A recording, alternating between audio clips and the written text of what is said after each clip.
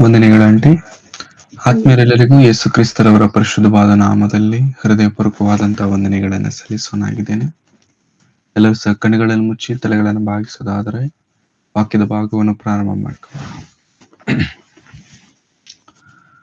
ಪ್ರೀತಿ ಸ್ವರೂಪನಾದ ತಂದೆಯಾದ ದೇವರೇ, ನಿಮ್ಮ ಪರಿಶುದ್ಧವಾದ ನಾಮಕ್ಕಾಗಿ ನಿಮಗೆ ವಂದನೆಗಳನ್ನು ಸಲ್ಲಿಸುತ್ತೇನೆ ಸ್ವಾಮಿ. ಮುಂಜಾನೆ ವೇಳೆಯಲ್ಲಿ ನಮ್ಮನ್ನು ಜೀವಿತರ ಸಂಖ್ಯೆಯಲ್ಲಿಟ್ಟು ನಿಮ್ಮ ಸನ್ನಿಧಾನದಲ್ಲಿ ಸೇರುವಂತ ಮಹಾಭಾಗ್ಯವನ್ನು ದಯಪಾಲಿಸಿದಕ್ಕಾಗಿ ನಿಮಗೆ ವಂದನೆಗಳು.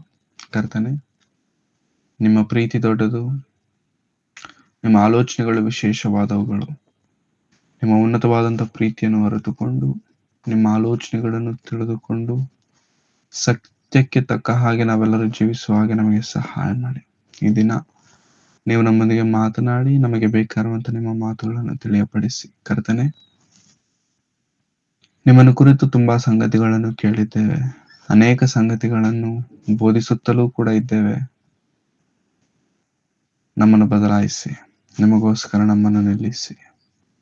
ಹೇಳುವವರು ಕೇಳುವವರಾಗಿ ಮಾತ್ರ ನಾವಿರದೆ, ಹೇಳಿ ಕೇಳಿದ ಪ್ರತಿ ಮಾತಿನ ಪ್ರಕಾರ ಜೀವಿಸಿ ನಿಮ್ಮ ನಾಮದ ಮಹಿಮೆಗಾಗಿ ನಾವೆಲ್ಲರೂ ಬದುಕುವವರಾಗಿರುವಂತೆ ಸಹಾಯ ಮಾಡಬೇಕೆಂಬುದಾಗಿ ಕೇಳಿಕೊಳ್ಳುತ್ತಾ ಯೇಸುಕ್ರಿಸ್ತರವರ ಪರಿಶುದ್ಧವಾದ ನಾಮದಲ್ಲಿ ಪ್ರಾರ್ಥಿಸಿ ಬೇಡಿ ಹೊಂದಿದ್ದೇನೆ ತಂದೆಯಾದ ದೇವರೇ, ಆಮೇಲೆ.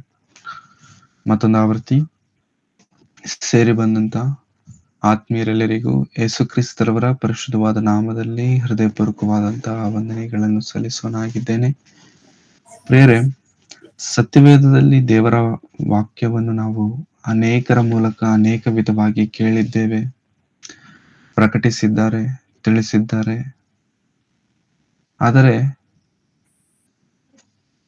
ಎಷ್ಟೋ ಮಾತುಗಳನ್ನು ಕೇಳಿ ಎಷ್ಟೋ ವಚನಗಳಿಂದ ನಮ್ಮನ್ನು ನಾವು ದೇವರಲ್ಲಿ ನಿಲ್ಲಿಸಿಕೊಳ್ಳಬೇಕೆಂಬಂತ ಪರಿಸ್ಥಿತಿ ಬಂದಾಗ್ಯೂ ಒಂದು ಸಂದರ್ಭ, ಒಂದು ಸ್ಥಿತಿಗತಿಯಲ್ಲಿ ಕೇಳಿದಂತ ವಾಕ್ಯವನ್ನ ಇದ್ದಕ್ಕಿದ್ದ ಹಾಗೆ ಮರೀತೇವೆ.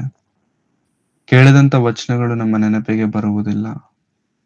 ಕೇಳಿದಂತ ದೇವರ ಪ್ರೀತಿ ನಮ್ಮ ಗ್ರಹಿಕೆಗೆ ಸಿಕ್ಕುವುದಿಲ್ಲ. ಯಾಕೆ ಅಂತಂದ್ರೆ ನಮ್ಮ ಸುತ್ತಲಿರುವಂತ ಪರಿಸ್ಥಿತಿ ನಮ್ಮನ್ನು ವಾಕ್ಯದಿಂದ ದೂರ ಮಾಡುತ್ತೆ. ಎರಡನೇದಾಗಿ, ನಾವು ದೇವರಲ್ಲಿ ಕೇಳುವುದಕ್ಕೆ ಸಿದ್ಧರಾಗಿದ್ದೇವೆ, ಕೇಳುವುದಕ್ಕೆ ಅಭ್ಯಾಸಗೊಂಡಿದ್ದೇವೆ, ಅದನ್ನು ಆಚರಣೆಯಲ್ಲಿ ತರುವುದಕ್ಕೆ ಆ ವಿಷಯದಲ್ಲಿ ನಾವು ಬಲಹೀನರಾಗಿದ್ದೇವೆ ಎಂದರ್ಥ. ಅಂದರೆ ದೇವರ ವಾಕ್ಯ ಕೇಳುತ್ತಿದ್ದೇವೆ, ದೇವರ ವಾಕ್ಯವನ್ನ ಪ್ರಕಟಿಸುತ್ತಿದ್ದೇವೆ, ವೆರಿ ಗುಡ್. ಆದರೆ ಅದನ್ನು ಆಚರಿಸುವಂತ ಕ್ರಮಕ್ಕೆ ಬರುವಷ್ಟರೊಳಗಾಗಿ ನಾವು ಬಲಹೀನತೆ ನಮ್ಮಲ್ಲಿ ಬರುತ್ತಿದೆ, ಬಲಹೀನರಾಗ್ತಿದ್ದೇವೆ. ಯಾಕೆಂದರೆ ಲೋಕ ಒಂದು ಕಡೆ ನಮ್ಮನ್ನು ಬಲಹೀನರನ್ನಾಗಿ ಮಾಡಿದರೆ, ಸೈತಾನನು ನಮ್ಮಲ್ಲಿದ್ದುಕೊಂಡು ನಮ್ಮನ್ನು ಬಲಹೀನರನ್ನಾಗಿ ಮಾಡ್ತಿದ್ದಾನೆ. ಲೋಕ ಹೊರಗಿದೆ, ಸೈತಾನನು ಹೊರಗಿಲ್ಲ, ಒಳಗಿದ್ದಾನೆ. ಹೊರಗೆ ಮಾಡುವಂತ ಬಲಹೀನತೆಗಿಂತ ಹೆಚ್ಚಾಗಿ ಒಳಗೆ ನಾವು ಪಡುವಂತ ಬಲಹೀನತೆ ಏನಾದ್ರೂ ಇದೆಯಲ್ಲ, ಅದು ದೊಡ್ಡದು, ಅದು ದೊಡ್ಡದು. ಹಾಗಾಗಿ ನಮ್ಮನ್ನು ಸೈತಾನನು ಬಲಹೀನ ಮಾಡುವಂತ ಪರಿಸ್ಥಿತಿ ಯಾವುದೆನ್ನುವಂಥದ್ದು ಮೊದಲು ನಾವು ತಿಳಿದಿರಬೇಕು. ಆ ಬಲಹೀನತೆಯಲ್ಲಿ ಬಲವನ್ನು ಹೊಂದಿ ಸೈತಾನನನ್ನು ಜಯಿಸಿ ದೇವರನ್ನು ಮಹಿಮೆಪಡಿಸಿ ಕ್ರಿಸ್ತನಿಗೆ ಜಯವನ್ನು ಕೊಡುವಂಥದ್ದೇ ಈ ಕ್ರಿಸ್ತಿಯ ಜೀವನದ ಪರಮಾರ್ಥವಾಗಿದೆ. ಇದನ್ನು ನಾವು ಮನಸ್ಸಿನಲ್ಲಿಟ್ಟುಕೊಂಡು ಈ ದಿನ ಸತ್ಯವೇದದಲ್ಲಿ ನಮ್ಮೆಲ್ಲರಿಗೂ ಸುಪರಿಚಿತವಾದಂತಹ ವಚನ, ನಾವೆಲ್ಲರೂ ತಿಳಿದಂತ ಅನೇಕ ಸೇವಕರ ಮೂಲಕವಾಗಿ ಕೇಳಿದಂತ ವಚನವನ್ನ ಈ ದಿನ ನಾವು ನೋಡೋಣ. ಯೋಹಾನನು ಬರೆದ ಸುವಾರ್ತೆ 8ನೇ ಅಧ್ಯಾಯ. ಯೋಹಾನನು ಬರೆದ ಸುವಾರ್ತೆ 8ನೇ ಅಧ್ಯಾಯ ಪ್ರಾರಂಭದ ವಚನದಿಂದ 11ನೇ ವಚನದವರೆಗಿರುವಂತದ್ದು ಸಂದರ್ಭ. 8ನೇ ಅಧ್ಯಾಯ ಯೋಹಾನನ ಬರೆದ ಸುವಾರ್ತೆ 1ನೇ ವಚನದಿಂದ 11ನೇ ವಚನದವರೆಗೂ ಈ ಸಂದರ್ಭ ನಮ್ಮೆಲ್ಲರಿಗೂ ಗೊತ್ತು. ಒಂದ್ಸತಿ ಓದಿಕೊಳ್ಳೋಣ. ಯೇಸು ಎಣ್ಣೆ ಮರಗಳ ಗುಡ್ಡಕ್ಕೆ ಹೋದನು. ಬೆಳಗ್ಗೆ ಆತನು ತಿರುಗಿ ದೇವಾಲಯಕ್ಕೆ ಬಂದಾಗ ಜನರೆಲ್ಲರೂ ಆತನ ಬಳಿಗೆ ಬಂದರು. ಆತನು ಕೂತುಕೊಂಡು ಅವರಿಗೆ ಉಪದೇಶ ಮಾಡುತ್ತಿರುವಲ್ಲಿ ಶಾಸ್ತ್ರಿಗಳೂ ಫರಿಸಾಯರೂ ವ್ಯಭಿಚಾರದಲ್ಲಿ ಸಿಕ್ಕಿದ ಒಬ್ಬ ಹೆಂಗಸನ್ನು ಆತನ ಬಳಿಗೆ ತಂದು ಆಕೆಯನ್ನು ನಡುವೆ ನಿಲ್ಲಿಸಿ, ಬೋಧಕನೇ, ಈ ಹೆಂಗಸು ವ್ಯಭಿಚಾರ ಮಾಡುತ್ತಿರುವಾಗಲೇ ಕೈಗೆ ಸಿಕ್ಕಿದಳು. ಇಂಥವರನ್ನು ಕಲ್ಲೆಸೆದು ಕೊಲ್ಲಬೇಕೆಂದು ಮೋಶೆಯು ಧರ್ಮಶಾಸ್ತ್ರದಲ್ಲಿ ನಮಗೆ ಅಪ್ಪಣೆ ಕೊಟ್ಟಿದ್ದಾನೆ. ಈಕೆಯ ವಿಷಯದಲ್ಲಿ ನೀನು ಏನು ಹೇಳುತ್ತೀ ಎಂದು ಆತನನ್ನು ಕೇಳಿದರು. ಆತನ ಮೇಲೆ ತಪ್ಪು ಹೊರಿಸುವುದಕ್ಕೆ ಏನಾದರೂ ಒಂದು ನಿಮಿತ್ತ ಬೇಕಾದದ್ದರಿಂದ ಈತನು ಏನನ್ನುತ್ತಾನೋ ನೋಡೋಣ ಎಂದು ಹಾಗೆ ಕೇಳಿದರು. ಆದರೆ ಯೇಸು ಬೊಗ್ಗಿಕೊಂಡು ಬೆರಳಿನಿಂದ ನೆಲದ ಮೇಲೆ ಬರೆಯುತ್ತಾ ಇದ್ದನು. ಅವರು ಆತನನ್ನು ಬಿಡದೆ ಕೇಳುತ್ತಿರುವಾಗ ಆತನು ನೆಟ್ಟಗೆ ಕೂತುಕೊಂಡು ಅವರಿಗೆ, ನಿಮ್ಮಲ್ಲಿ ಪಾಪವಿಲ್ಲದವನು ಯಾರೋ ಅವನೇ ಮೊದಲು ಆಕೆಯ ಮೇಲೆ ಕಲ್ಲನ್ನು ಹಾಕಲಿ ಎಂದು ಹೇಳಿ ತಿರುಗಿ ಬೊಗ್ಗಿಕೊಂಡು ನೆಲದ ಮೇಲೆ ಬರೆಯುತ್ತಾ ಇದ್ದನು. ಆ ಮಾತನ್ನು ಕೇಳಿ ತಾವೇ ಪಾಪಿಗಳೆಂದು ಮನಸ್ಸಿನಲ್ಲಿ ತಿಳುಕೊಂಡು ಹಿರಿಯರು ಮೊದಲುಗೊಂಡು ಕಿರಿಯರವರೆಗೂ ಒಬ್ಬರ ಹಿಂದೊಬ್ಬರು ಹೊರಗೆ ಹೋದರು. ಯೇಸು ಒಬ್ಬನೇ ಉಳಿದನು ಮತ್ತು ನಡುವೆ ನಿಂತಿದ್ದ ಹೆಂಗಸು ಅಲ್ಲೇ ಇದ್ದಳು. ಯೇಸು ನೆಟ್ಟಗೆ ಕೂತುಕೊಂಡು ಆ ಸ್ತ್ರೀಯನ್ನೇ ಹೊರತು ಯಾರನ್ನೂ ನೋಡದೆ ಆಕೆಗೆ, ಅಮ್ಮಾ, ನಿನ್ನ ಮೇಲೆ ತಪ್ಪು ಹೊರಿಸುವವರು ಎಲ್ಲಿದ್ದಾರೆ? ನಿನಗೆ ಯಾರೂ ಶಿಕ್ಷೆಯನ್ನು ವಿಧಿಸಲಿಲ್ಲವೋ ಅಂದನು. ಯಾರೂ ವಿಧಿಸಲಿಲ್ಲ ಸ್ವಾಮಿ ಅಂದಳು. ಯೇಸು ಆಕೆಗೆ, ನಾನು ನಿನಗೆ ಶಿಕ್ಷೆ ವಿಧಿಸುವುದಿಲ್ಲ, ಹೋಗು, ಇನ್ನು ಮೇಲೆ ಪಾಪ ಮಾಡಬೇಡ ಎಂದು ಹೇಳಿದನು. ಆಮೆನ್. Thank you sister. ಯೇಸು ಕ್ರಿಸ್ತರವರ ಜೀವನದಲ್ಲಿ ನಡೆದಂತ ಒಂದು ವಿಶೇಷವಾದಂತ ಸಂಗತಿ ನಮ್ಮೆಲ್ಲರಿಗೂ ಕ್ರೈಸ್ತರಾಗಿರುವಂತ ಪ್ರತಿಯೊಬ್ಬರಿಗೂ ತಿಳಿದಂತ ಒಂದು ಸಂದರ್ಭ ಇದಾಗಿದೆ. ಯೇಸು ಕ್ರಿಸ್ತರವರು ಬೋಧಿಸುವುದಕ್ಕೆ ಕುಳಿತುಕೊಂಡಾಗ ಅಂದಿನ ದಿನಮಾನದಲ್ಲಿದ್ದಂತ ನಾಯಕರು, ಅಧಿಕಾರಿಗಳು, ಶಾಸ್ತ್ರಿಗಳು, ಗಣ್ಯರಾಗಿ ಕರೆಯಲ್ಪಡುತ್ತಿರುವಂತವ್ರು ಯಾರಾದ್ರೂ ಇದ್ದಾರೋ ಅವರೆಲ್ಲರೂ ಬಂದು ಕ್ರಿಸ್ತನನ್ನ ಪ್ರಶ್ನಿಸುತ್ತಿದ್ದಾರೆ. ಅಯ್ಯ, ಸ್ವಾಮಿ, ಬೋಧಕನೇ, ನೀನು ಒಳ್ಳೆ ಬೋಧಕನೆಂಬುದಾಗಿ ನಮಗೆ ಗೊತ್ತು, ನೀನು ಸತ್ಯವನ್ನೇ ಆಡುತ್ತಿ ಎಂಬುದಾಗಿ ನಮಗೆ ಗೊತ್ತು. ಆದರೆ ನಿನ್ನ ಸತ್ಯತೆ ಎಷ್ಟರವರೆಗಿದೆ ಅನ್ನುವಂಥದ್ದು ನಮಗೆ ತಿಳಿಯಬೇಕಾಗಿದೆ. ನೋಡು, ಈ ಸ್ತ್ರೀ ಇದ್ದಾಳಲ್ಲ, ಏಕೆ ವ್ಯಭಿಚಾರದಲ್ಲಿ ಸಿಕ್ಕಿದಂತ ಸ್ತ್ರೀ, ವ್ಯಭಿಚಾರ ಮಾಡುತ್ತಿರುವಾಗಲೇ ಸಿಕ್ಕಿದಂತ ಸ್ತ್ರೀ. ಈ ಸ್ತ್ರೀ ಇದ್ದಾಳೆ, ಈಕೆಯನ್ನ ಏನ್ ಮಾಡ್ಬೇಕು? ಮೋಶೆ ಧರ್ಮಶಾಸ್ತ್ರದ ಪ್ರಕಾರವಾಗಿ ಆದ್ರೆ ಕಲ್ಲೆಸೆದು ಸಾಯಿಸಬೇಕು. ನಿನ್ನ ಧರ್ಮಶಾಸ್ತ್ರ ಏನ್ ಹೇಳುತ್ತೆ? ನೀನು ನ್ಯಾಯವಂತನು, ಸತ್ಯವಂತನು, ಕಳುಹಿಸಲ್ಪಟ್ಟ ಆತನು ನೀನಾಗಿರೋದ್ರಿಂದ ನೀನ್ ಏನ್ ಹೇಳ್ತೀಯ ಎಂಬುದಾಗಿ ಕ್ರಿಸ್ತನನ್ನ ಕೇಳಿದಾಗ ಏನು ಮಾತನಾಡದೆ ನೆಲದ ಮೇಲೆ ಬುಗ್ಗಿಕೊಂಡು ಏನೋ ಬರೆಯುತ್ತಿರುವಾಗ, ಅವರು ಬಿಡದೆ ಕೇಳುತ್ತಿರುವಾಗ ಮತ್ತೆ ಯೇಸು ಕ್ರಿಸ್ತರು ಹೇಳ್ತಾರೆ, ನಿಮ್ಮಲ್ಲಿ ತಪ್ಪು ಮಾಡದವರು ಯಾರಾದ್ರೂ ಇದ್ದರೆ ಅವರು ಈಕೆಯ ಮೇಲೆ ಕಲ್ಲೆಸೆಯಲಿ. ಈ ಮಾತನ್ನು ಹೇಳಿದ ಕೂಡಲೇ ಎಲ್ಲರೂ ಕೂಡ ತಾವು ಪಾಪಿಗಳೆಂದು ತಿಳಿದು ಅವರ ಕಲ್ಲುಗಳನ್ನು ಬಿಟ್ಟು ಹೊರಟು ಹೋದರು. ಏನೋ ಬರೆಯುತ್ತಿರುವಂತ ಕ್ರಿಸ್ತನು ಮತ್ತೆ ತಲೆ ಎತ್ತಿ ನೋಡಿದ ಕೂಡಲೇ ಯಾರೂ ಕಾಣಲಿಲ್ಲ. ಆ ಸ್ತ್ರೀಯನ್ನು ಅಮ್ಮ ಎಂದು ಕರೆದು, ಅಮ್ಮ, ಎಲ್ಲಿ ಇಷ್ಟೊತ್ತು ನಿನ್ನನ್ನು ಪ್ರಶ್ನಿಸುತ್ತಿದ್ದವರು ಅಂತ ಕೇಳಿದಾಗ, ಇಲ್ಲ ಸ್ವಾಮಿ, ಎಲ್ಲರೂ ಹೊರಟೋದ್ರು. ಹೌದಾ, ಯಾರು ನಿನ್ನನ್ನು ಶಿಕ್ಷಿಸಲಿಲ್ವಾ? ಇಲ್ಲ ಸರ್, ಇಲ್ಲ ಸ್ವಾಮಿ. ಆಯ್ತು, ನಾನು ಕೂಡ ನಿನ್ನನ್ನು ಶಿಕ್ಷಿಸುವುದಿಲ್ಲ, ಹೋಗು, ಇನ್ನು ಮೇಲೆ ನೀನು ಪಾಪ ಮಾಡಬೇಡ. ಇದು ಸಂದರ್ಭ.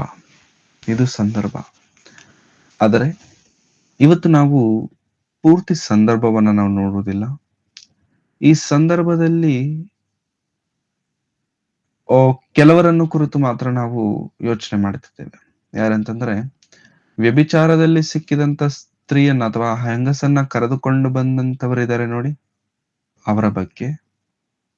ಎರಡನೇದಾಗಿ ಕಲ್ಲಿಡಿದುಕೊಂಡು ಎಸೆಯುವುದಕ್ಕೆ ಸಿದ್ಧರಾಗಿದ್ದಂತವರ ಬಗ್ಗೆ ಇವತ್ತು ನಾವು ಮಾತನಾಡಿಕೊಳ್ತೇವೆ. ಯಾಕೆ ಇವ್ರ ಬಗ್ಗೆ ಮಾತಾಡ್ಕೊಳ್ಬೇಕಂತಂದ್ರೆ, ಯಾಕೆ ಇವ್ರ ಬಗ್ಗೆ ಮಾತಾಡಬೇಕೆಂಬಂತ ಆಲೋಚನೆ ನನಗೆ ಬಂತು ಅಂತಂದ್ರೆ, ಯೇಸು ಕ್ರಿಸ್ತರವರು ಯಾವಾಗಾದರೆ ನಿಮ್ಮಲ್ಲಿ ತಪ್ಪು ಮಾಡದವನು ಯಾವನಾದ್ರೂ ಇದ್ದರೆ ಅವನು ಮೊದಲು ಕಲ್ಲೆಸೆಯಲಿ ಎಂಬಂತ ಮಾತು ಯಾವಾಗಾದ್ರೆ ಯೇಸು ಕ್ರಿಸ್ತರವರು ನುಡಿದಿದ್ದಾರೋ, ನುಡಿದ ತಕ್ಷಣ ತಾವೇ ಪಾಪಿಗಳೆಂದು ತಿಳಿದು ಅವರು ಕಲ್ಲು ಬಿಟ್ಟು ಹೋದ್ರಂತೆ. ಆ ವಚನವನ್ನ ಒಂದ್ಸಲ ನೋಡಿಕೊಳ್ಳೋಣ ಪ್ರಿಯ. 9ನೇ ವಚನ.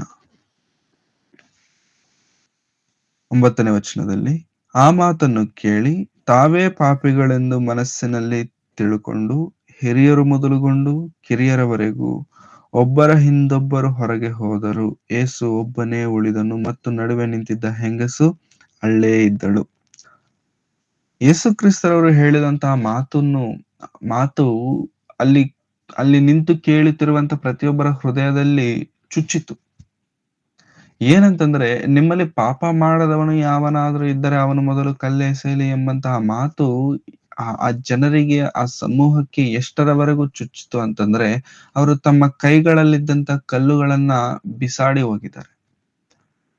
ಜಸ್ಟ್ ಇಮ್ಯಾಜಿನ್ ಮಾಡ್ಕೊಳ್ಳೋಣ, ಈ 2000 ಇಸ್ವಿಯಲ್ಲಿರುವಂತ ನಮ್ಮ ಜೀವನದಲ್ಲಿ ಒಂದು ವೇಳೆ ಅಂತ ಸಂದರ್ಭ ನಮಗೆ ಬಂದರೆ, ಆ ಜನರಲ್ಲಿ ನಾವೊಂದು ವೇಳೆ ಇದ್ದರೆ, ಕಲ್ಲಿಡಿದುಕೊಂಡಂತ ಸ್ಥಿತಿಯಲ್ಲಿ ನಾವು ಒಂದು ವೇಳೆ ಇದ್ದರೆ, ಯೇಸು ಕ್ರಿಸ್ತನು ನಮ್ಮ ಮುಂದೆ ನಿಂತುಕೊಂಡು ನಿಮ್ಮಲ್ಲಿ ಪಾಪ ಮಾಡದವನು ಯಾವನಾದ್ರೂ ಇದ್ದರೆ ಅವನು ಮೊದಲು ಕಲ್ಲೆಸೆಯಲಿ ಅಂತ ಯೇಸು ಕ್ರಿಸ್ತರವ್ರು ಹೇಳಿದ್ರೆ, ನಾವು ಕಲ್ಲು ಬಿಡುವಂತ ಜಾತಿನ, ಕಲ್ಲೆಸೆಯುವಂತ ಜಾತಿನ?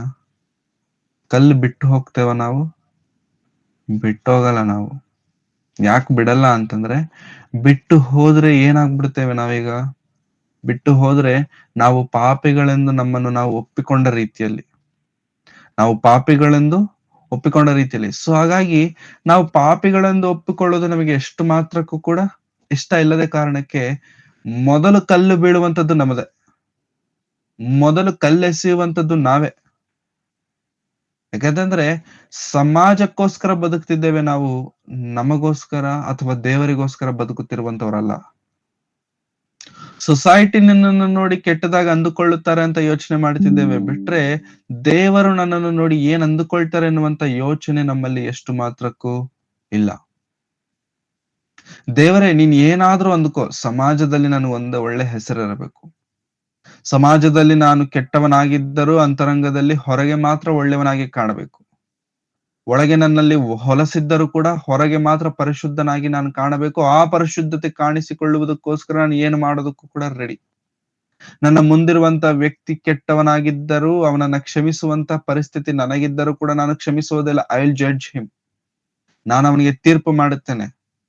ಏಕೆಂದರೆ ಆ ದಿನಮಾನದಲ್ಲಿದ್ದಂತ ಶಾಸ್ತ್ರಿಗಳು, ಫರಿಸಾಯರು ಯಾರಾದ್ರೆ ಕ್ರಿಸ್ತನನ್ನ ಪ್ರಶ್ನಿಸಬೇಕಂತಂದುಕೊಂಡು ಹಗಲು ರಾತ್ರಿ ಶ್ರಮಿಸುತ್ತಿದ್ದಾರಲ್ಲ ಪ್ರಿಯರೇ, ಅವರು ನಿಜವಾಗ್ಲೂ ಹೇಳಬೇಕಂತಂದ್ರೆ ಅವರ ಆಲೋಚನೆಗಳು ಒಳ್ಳೇದಲ್ಲ, ಅವರ ಸ್ವಭಾವ ಒಳ್ಳೇದಲ್ಲ, ಅವರ ಕಾನ್ಸೆಪ್ಟ್ ಒಳ್ಳೇದಾಗಿರ್ಲಿಲ್ಲ. ಒಳ್ಳೇದಾಗಿ ಇಲ್ಲದೆ ಇದ್ದರೂ ಕೂಡ ಅವರಿಗೆ ಪಾಪವೆಂಬಂತ ಪರಿಸ್ಥಿತಿ, ನಿಮ್ಮಲ್ಲಿ ಯಾರು ಪರಿಶುದ್ಧರೆಂಬಂತ ಸ್ಟ್ರೈಟ್ ಕ್ವಶನ್ ಕೇಳಲ್ಪಟ್ಟಾಗ ದೇ ಕ್ವಶನ್ ದೆಮ್ಸೆಲ್ಸ್. ಅವರು ತಮ್ಮನ್ನು ತಾವೇ ಪ್ರಶ್ನಿಸಿಕೊಂಡು, ಇಲ್ಲ ನಾವು ಪಾಪಿಗಳಲ್ವಾ, ನಾನೆಲ್ಲಿ ಪರಿಶುದ್ಧನು, ನಾನೆಲ್ಲಿ ಒಳ್ಳೆಯವನು, ನಾನು ಯಾವ ಪಾಪನೇ ಮಾಡಿಲ್ವಾ? ತಮ್ಮನ್ನು ತಾವೇ ಪ್ರಶ್ನಿಸಿಕೊಂಡು, ತಮ್ಮನ್ನು ತಾವೇ ಕ್ವಶನ್ ಮಾಡಿಕೊಂಡು ಆ ಸ್ಥಳವನ್ನ ಬಿಟ್ಟು ಹೋಗಿದ್ದಾರೆ ಪ್ರಿಯರೇ. ನಾವು ಅನ್ನೋದಕ್ಕಿಂತ ಕ್ರಿಸ್ತನನ್ನ ನಂಬಿ ಅಂಗೀಕರಿಸಿ ದೀಕ್ಷಾ ಸ್ನಾನವನ್ನ ಹೊಂದಿದಂತ ನಾವು ಆ ಸ್ಥಳದಿಂದ ಹೊರಟೋಗ್ತೇವೆ ಅಂತಂದ್ರೆ, ಹೊರಟೋಗಲ್ಲ ನಾವು ಹೋಗುವಂತವರಲ್ಲ, ನಿಲ್ಲುವಂತವರು, ಹೆಸೆಯುವಂತವರು. ಅಲ್ಲಿ ಯಾರ್ಯಾರು ಕಲ್ ಬಿಟ್ಟು ಹೋಗಿದ್ದಾರೆ ಅಂತದ್ದೇ ಆ ಕ್ಯಾಟಗರಿನ ದೇವರು ಮೆನ್ಷನ್ ಮಾಡ್ತಿದ್ದಾರೆ ನೋಡಿ, ಯೇಸು ಕ್ರಿಸ್ತರಲ್ಲಿ ಹೇಳ್ತಿದ್ದಾರೆ. 9ನೇ ವಚನ ಮತ್ತೆ, ಆ ಮಾತನ್ನು ಕೇಳಿ ತಾವೇ ಪಾಪಿಗಳೆಂದು ಮನಸ್ಸಿನಲ್ಲಿ ತಿಳ್ಕೊಂಡು ಹಿರಿಯರು ಮೊದಲುಗೊಂಡು ಕಿರಿಯರವರೆಗೂ. ಹಿರಿಯರು ಬಂದಿದ್ದಾರೆ, ಓಕೆ. ಕಿರಿಯರು ಯಾಕೆ ಬಂದ್ರು? ಹಿರಿಯರು ಕಲ್ಲಿಡ್ಕೊಂಡಿದ್ದಾರೆ, ಓಕೆ. ಚಿಕ್ಕವ್ರು ಯಾಕೆ ಬಂದ್ರು? ದೊಡ್ಡವರು ಬಂದು ನ್ಯಾಯ ತೀರಿಸೋದಕ್ಕೆ, ಸ್ವಾಮಿ ನಿನ್ನಿಂದ ನಮಗೆ ನ್ಯಾಯ ಬೇಕಂತ ಕೇಳುವುದರಲ್ಲಿ ಓಕೆ, ವೆರಿ ಗುಡ್, ದೊಡ್ಡವರು. ಕಿರಿಯರು ಯಾಕೆ ಬಂದ್ರು? ಕಿರಿಯರು ಕೂಡ ಏನ್ ಹಿಡ್ಕೊಂಡಿದ್ದಾರೆ? ಕಲ್ಲು ಹಿಡ್ಕೊಂಡಿದ್ದಾರೆ. ಅಂದ್ರೆ ಏನರ್ಥ? They are ready to judge person in front of them. ತಮ್ಮ ಮುಂದೆ ಇದ್ದಂತ ವ್ಯಕ್ತಿಯನ್ನ ನ್ಯಾಯ ತೀರಿಸಲು ಅಥವಾ ತೀರ್ಪು ಮಾಡಲು ಅವರು ರೆಡಿಯಾಗಿದ್ದಾರೆ. ಚಿಕ್ಕವರುನ ಕಿರಿಯರು ಕೂಡನ? ಎಸ್, ಕಿರಿಯರು ಕೂಡ, ಚಿಕ್ಕವರು ಕೂಡ ಒಬ್ಬರನ್ನ ಪ್ರಶ್ನಿಸಬೇಕು, ಒಬ್ಬರನ್ನ ಕ್ವಶನ್ ಮಾಡಬೇಕು, ಒಬ್ಬರನ್ನ ತಪ್ಪು ಎಂಬುದಾಗಿ ತೋರಿಸಬೇಕು ಅಂತಂದ್ರೆ ಏಜ್ ಜೊತೆಗೆ ಸಂಬಂಧ ಇರಲ್ಲ, ಎಲ್ಲರೂ ಮುಂದೆ ಬಂದ್ಬಿಡ್ತಾರೆ. ಪ್ರೇರೆ, ಕ್ರೈಸ್ತರಾದಂತ ನಾವು ಅನ್ನುವುದಕ್ಕಿಂತ ಮನುಷ್ಯರಾದಂತ ನಾವು ಯಾವಾಗ್ಲೂ ಕೂಡ ಕಲ್ಲೆತ್ಕೊಂಡು ಓಡಾಡ್ತಿರ್ತೇವೆ. ಕಲ್ಲಿಡ್ಕೊಂಡು ಓಡಾಡ್ತಿರ್ತೇವೆ. ಯಾಕೆ ಅಂತಂದ್ರೆ ಯಾವನಾದ್ರೂ ಸ್ವಲ್ಪ ತಪ್ಪುಳ್ಳವನಾಗಿ ಕಾಣಿಸಿದ್ರೆ ಅವನ ಮೇಲೆ ಕಲ್ಲೆಸೆಯಕ್ಕೆ. ಯಾವನಾದ್ರೂ ಸ್ವಲ್ಪ ಪಾಪ ಮಾಡಿದವನಾಗಿ ಕಾಣಿಸಿದರೆ ಅವನ ಮೇಲೆ ಇಮ್ಮಿಡಿಯೇಟ್ ಆಗಿ ಕಲ್ಲೆಸ್ದು ಬಿಡಕ್ಕೆ. ಯಾಕೆ ಆ ಸಂದರ್ಭದಲ್ಲಿ ಕಲ್ಲೆಸಿತೇವೆ ಅಂತಂದ್ರೆ ನೀನು ನಾನು ಪರಿಶುದ್ಧನೆಂದು ಹೇಳ್ಕೊಳ್ಳೋದಕ್ಕೋಸ್ಕರ ಇಂಡೈರೆಕ್ಟ್ಲಿ. ನೀನು ನಾನು ಒಳ್ಳೆಯವನಂತ ಹೇಳ್ಕೊಳ್ಳೋದಕ್ಕೋಸ್ಕರ. ನೀನು ನಾನು ಒಳ್ಳೆಯವನಂತ ಹೇಳಿಕೊಳ್ಳುವುದಕ್ಕೋಸ್ಕರ ಮುಂದಿರುವಂತವನು ತಪ್ಪು ಮಾಡಿದವನಾಗಿದ್ದರೆ ಅವನನ್ನ ಕ್ಷಮಿಸಬೇಕೆಂಬಂತ ಆಲೋಚನೆ ನಮಗೆ ಎಷ್ಟು ಮಾತ್ರಕ್ಕೂ ಬರೋದಿಲ್ಲ ಪ್ರಿಯರೇ. ಇಮಿಡಿಯೇಟ್ಲಿ ಕೇಸ್ ಫೈಲ್ ಮಾಡ್ಬಿಡ್ತೇವೆ. ಇಮಿಡಿಯೇಟ್ಲಿ ಅವ್ನು ಮಾಡಿದ್ದು ತಪ್ಪು ಎಂಬುದಾಗಿ ಕನ್ಫರ್ಮ್ ಮಾಡ್ಬಿಡ್ತೇವೆ, ಕಲ್ಲೆಸ್ದು ಬಿಡ್ತೇವೆ. ಕಲ್ಲೆಸೆಯೋದು ಅಂತಂದ್ರೆ ಲಿಟ್ರಲಿ ಕಲ್ಲೆತ್ಕೊಂಡು ಓಡಾಡ್ಕೊಂಡು ಏನಂತಾರೆ ಫಿಸಿಕಲ್ ಆಗಿ ತಲೆ ಮೇಲೆ ಪೆಟ್ಟು ಮಾಡಿ ಬ್ಲಡ್ ಬ್ಲೇಮ್ ಮಾಡ್ತೇವೆ, ಜಡ್ಜ್ ಮಾಡ್ತೇವೆ, ತೀರ್ಪು ಮಾಡುತ್ತೇವೆ. ಅವನಲ್ಲಿದ್ದಂತ ಆ ಬಲಹೀನತೆಯನ್ನ ಎತ್ತಿ ಎತ್ತಿ ಎತ್ತಿ ಎತ್ತಿ ಎತ್ತಿ ಎತ್ತಿ ತೋರಿಸ್ತೇವೆ. ನಾವೇನೋ ಬಲವಂತರಾದಂಗೆ, ನಾವೇನೋ ಪರಿಶುದ್ಧರಾದಂಗೆ.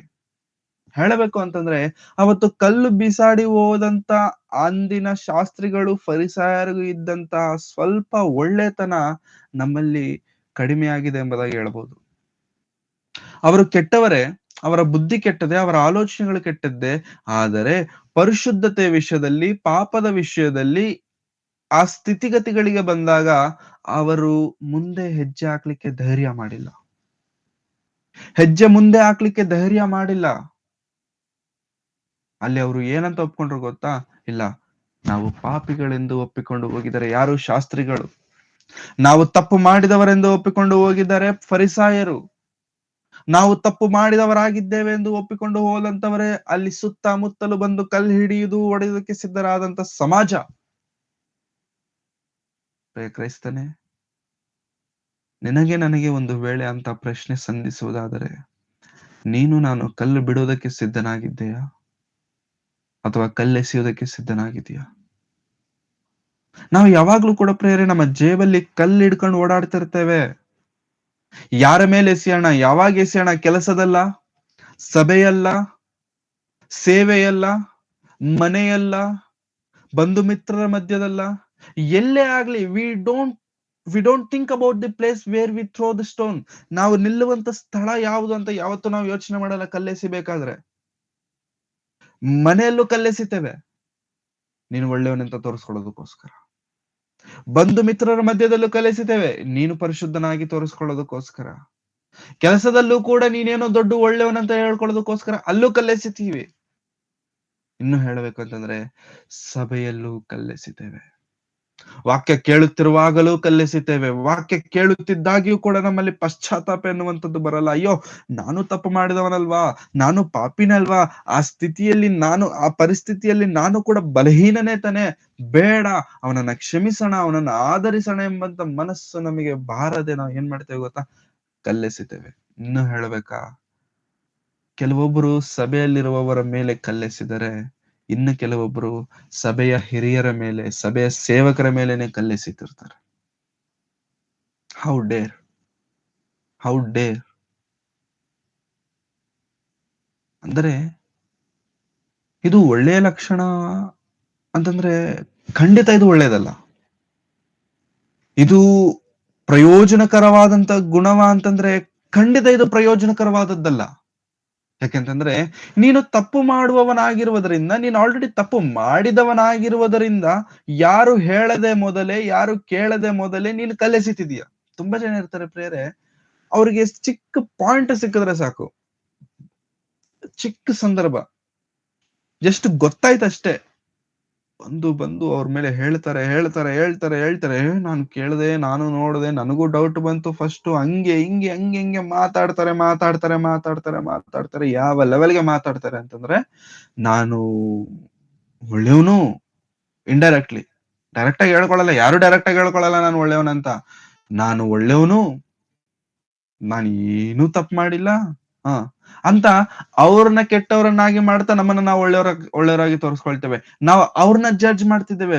ಒನ್ಸ್ ನಮ್ಮನ್ನ ನಾವು ಪ್ರಶ್ನಿಸಿಕೊಂಡರೆ, ನಮ್ಮನ್ನ ನಾವು ಒಂದು ವೇಳೆ ಕ್ವಶನ್ ಮಾಡಿಕೊಂಡರೆ, ನಾವು ಎಷ್ಟರ ಮಟ್ಟಿಗೆ ಒಳ್ಳೆಯವರಾಗಿದ್ದೇವೆ?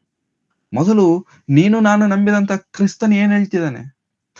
ನಾವು ನಂಬಿದಂತ ಯೇಸು ಸ್ವಾಮಿ ಏನ್ ಹೇಳ್ತಿದ್ದಾರೆ ಇದರ ಬಗ್ಗೆ? ಕ್ಷಮಿಸೋದಕ್ಕೆ ಹೇಳ್ತಿದಾರ, ಕಲ್ಲು ಎಸೆಯೋದಕ್ಕೆ ಹೇಳ್ತಿದಾರ? ಕಲ್ಲು ಎಸೆಯೋದಕ್ಕೆ ಹೇಳ್ತಿದ್ದಾರೆ. No sir. ಯೇಸು ಕ್ರಿಸ್ತರವರು ಸತ್ಯವೇದದಲ್ಲಿ ಎಲ್ಲೂ ಕೂಡ ನಮ್ಮನ್ನ ಕಲ್ಲು ಎಸಿಲಿಕ್ಕೆ ಕೇಳಿಲ್ಲ. ನಿನಗೆ ಕಲ್ಲೆಸೆಯುವಂತ ಸಮಯ ಬಂದರು ಕಲ್ಲೆಸಿಬೇಡ. ನೀನು ಕ್ವಶನ್ ಮಾಡುವ ಸಮಯ ಬಂದರು ಕೂಡ ಮಾಡಬೇಡ. ಮತ್ತೆ ಏನ್ ಮಾಡ್ಬೇಕು? ಕ್ಷಮಿಸು. ಮತ್ತಾಯನು ಬರೆದ ಸುವಾರ್ತೆ 7ನೇ ಅಧ್ಯಾಯ. ಮತ್ತಾಯನು ಬರೆದ ಸುವಾರ್ತೆ 7ನೇ ಅಧ್ಯಾಯ ಪ್ರಾರಂಭದ ವಚನದಿಂದ ನೋಡಿಕೊಳ್ಳೋಣ ಪ್ರಿಯರೇ. 7ನೇ ಅಧ್ಯಾಯ ಮತ್ತಾಯನು ಬರೆದ ಸುವಾರ್ತೆ 1ನೇ ವಚನದಿಂದ. ತೀರ್ಪು ಮಾಡಬೇಡಿರಿ, ಹಾಗೆ ನಿಮಗೂ ತೀರ್ಪಾಗುವುದಿಲ್ಲ. ನೀವು ಮಾಡುವ ತೀರ್ಪಿಗೆ ಸರಿಯಾಗಿ ನಿಮಗೂ ತೀರ್ಪಾಗುವುದು. ನೀವು ಅಳೆಯುವ ಅಳತೆಯಿಂದಲೇ ನಿಮಗೂ ಅಳೆಯುವರು. ನೀನು ಓದಿ ನಿನ್ನ ಓದಿ ಓದಿ. ನೀನು ನಿನ್ನ ಕಣ್ಣಿನಲ್ಲಿರುವ ತೊಲೆಯನ್ನು ಯೋಚಿಸದೆ ನಿನ್ನ ಸಹೋದರನ ಕಣ್ಣಿನಲ್ಲಿರುವ ರವೆಯನ್ನು ಯೋಚಿಸುವುದೇಕೆ? ನೀನು ನಿನ್ನ ಸಹೋದರನಿಗೆ ನಿನ್ನ ಕಣ್ಣಿನೊಳಗಿಂದ ರವೆಯನ್ನು ತೆಗೆಯುತ್ತೇನೆ ಬಾ ಎಂದು ಹೇಳುವುದು ಹೇಗೆ? ನಿನ್ನ ಕಣ್ಣಿನಲ್ಲಿ ತೊಲೆಯದೆಯಲ್ಲ, ಕಪಟಿಯೇ. ಮೊದಲು ನಿನ್ನ ಕಣ್ಣಿನೊಳಗಿಂದ ತೊಲೆಯನ್ನು ತೆಗೆದು ಹಾಕಿಕೋ, ಆಮೇಲೆ ನಿನ್ನ ಸಹೋದರನ ಕಣ್ಣಿನೊಳಗಿಂದ ರವೆಯನ್ನು ತೆಗೆಯುವುದಕ್ಕೆ ಚೆನ್ನಾಗಿ ಕಾಣಿಸುವುದು. ಎಷ್ಟು ಸ್ಪಷ್ಟವಾಗಿ ಯೇಸು ಕ್ರಿಸ್ತರವರು ಹೇಳ್ತಿದ್ದಾರೆ ಅಂತಂದ್ರೆ, ನೀನು ಯಾರಿಗೂ ತೀರ್ಪು ಮಾಡಬೇಡ. ನೀನು ಯಾರಿಗೂ ತೀರ್ಪು ಮಾಡಬೇಡ. ಒಂದು ವೇಳೆ ನೀನು ತೀರ್ಪು ಮಾಡಿದರೆ ಯಾವ ರೀತಿ ನೀನು ಇತರರಿಗೆ ತೀರ್ಪು ಮಾಡಿದ್ಯಲ್ಲ ಅದೇ ರೀತಿ ನಿನಗೂ ತೀರ್ಪಾಗುವುದು. Don't you know about that? ನಿನಗದು ಗೊತ್ತಿಲ್ವಾ? ನಿನಗೂ ಕೂಡ ತೀರ್ಪಾಗುವುದು. ನಿನಗೂ ಕೂಡ ಅದೇ ಅಳತೆ, ನಿನಗೂ ಕೂಡ ಸೇಮ್ ಮೆಷರ್ಮೆಂಟ್ಸ್, ನಿನಗೂ ಅದೇ ಅಳತೆ, ನಿನಗೂ ಕೂಡ ಅದೇ ತೀರ್ಪಾಗಿರೋದ್ರಿಂದ ಆರ್ ಯು ಕೇರ್ಫುಲ್ ಅಬೌಟ್? ನಿನ್ನನ್ನು ಕುರಿತು ನೀನು ಎಚ್ಚರಿಕೆಯಾಗಿದ್ದೀಯಾ? ನಿನ್ನನ್ನು ಕುರಿತು ನೀನು ಗಮನಿಸಿಕೊಂಡಿದೀಯಾ? ಸಮಾಜದ ದೃಷ್ಟಿಯಲ್ಲಿ, ಮನುಷ್ಯರ ದೃಷ್ಟಿಯಲ್ಲಿ ಯೋಗ್ಯನಾಗಿ ಪರಿಶುದ್ಧನಾಗಿ ಕಾಣಿಸಿಕೊಳ್ಳುವುದಕ್ಕೆ ಪಡುವಂತ ತಾಪತ್ರಯ ಅಷ್ಟು ಇಷ್ಟಲ್ಲ ಪ್ರಿಯರ. ಕೆಲವೊಬ್ರು ಅವ್ರನ್ನ ನೋಡಿದ್ರೆ ಭಯಂಕರ ವಿಚಿತ್ರ ಅನ್ಸುತ್ತೆ. ಭಯಂಕರ ವಿಚಿತ್ರ ಅಂತಂದ್ರೆ ಎಲ್ಲರೂ ಕೂಡ ಪರಿಶುದ್ಧರಾಗ್ಬಿಡ್ತಾರೆ ಆ ಟೈಮ್ಗೆ.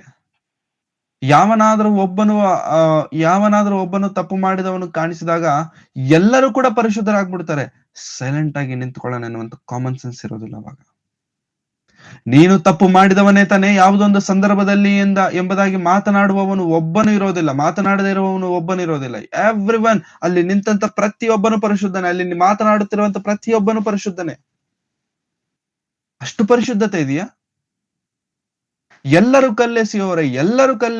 ಇಲ್ಲ, ನಾನು ತಪ್ಪು ಮಾಡಿದವನೇ, ನಾನು ಪಾಪಿನ, ಅಯ್ಯೋ ನಾನು ಪಾಪವಿಲ್ಲದವನು, ಮೊದಲು ಕಲ್ಲೆಸಿಬೇಕಲ್ವಾ, ನಾನೆಷ್ಟು ಒಳ್ಳೆಯವನು, ನಾನೆಷ್ಟು ಪಾಪ ಮಾಡದವನು, ಬೇಡ, ಇಲ್ಲ ಅಂತೇಳಿ ಅಂದುಕೊಳ್ಳೋದಿಲ್ಲ ಪ್ರಿಯರೇ.